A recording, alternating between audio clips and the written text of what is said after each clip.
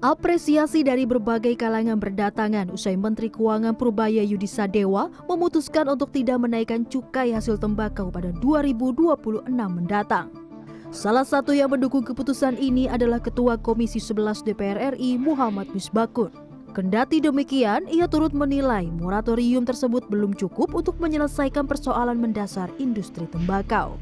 Ketiadaan atau minimnya peta jalan industri hasil tembakau, tingkat kesejahteraan petani tembakau yang menurun, penyediaan pupuk dan bibit yang mesti didorong, serta perlindungan terhadap pedagang kecil dari dominasi tengkulak dan industri besar merupakan beberapa aspek yang mesti jadi perhatian mendasar untuk mendorong stabilitas dan kesejahteraan petani tembakau.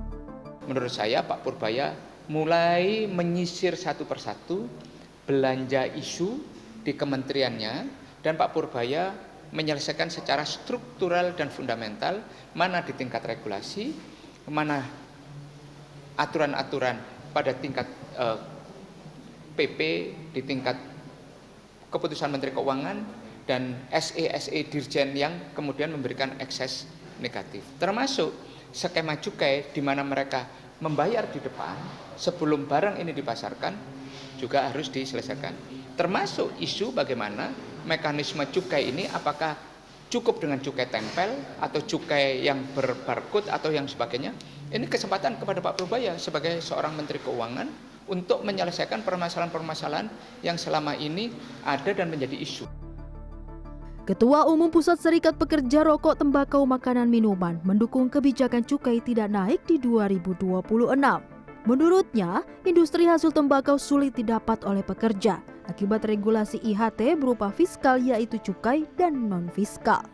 Di sisi lain, Sudarto turut mendorong agar IHT sebagai industri padat karya mampu mendapat porsi untuk deregulasi atau revitalisasi sebagaimana kebijakan pemerintah. Tapi di sektor industri hasil tembakau kan memang pengetatannya, ketekanannya ini luar biasa. Nah, sehingga tentunya teman-teman pekerja ini sangat berharap agar kepastian pekerjaan, kelangsungan pekerjaan, hidup yang layak itu dapat dijamin. Sejumlah narasumber menyebut isu di industri hasil tembakau bukan semata hanya mengenai tarif. Namun terdapat kesejahteraan petani tembakau yang acap terlupakan oleh negara. Pemerintah didorong untuk memberikan tarif cukai rendah bagi produk sigaret kretek tangan. Alasannya, sektor ini menyerap banyak tenaga kerja dan berperan besar dalam menggerakkan ekonomi sirkular dan lokal.